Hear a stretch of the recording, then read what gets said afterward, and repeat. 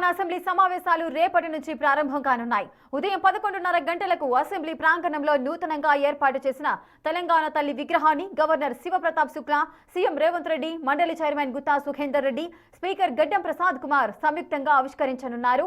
అయితే ఈ విగ్రహ రూపురేఖలను బీఆర్ఎస్ తీవ్రంగా వ్యతిరేకిస్తోంది.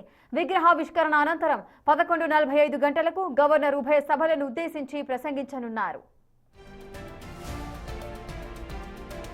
ఈ సమావేశాల్లో ప్రభుత్వం మూసీ ప్రక్షాళన, నదీ జలాలు, కాళేశ్వరం ప్రాజెక్టుపై సీబీఐ మౌనం వంటి కీలక అంశాలపై చర్చకు సిద్ధమైంది.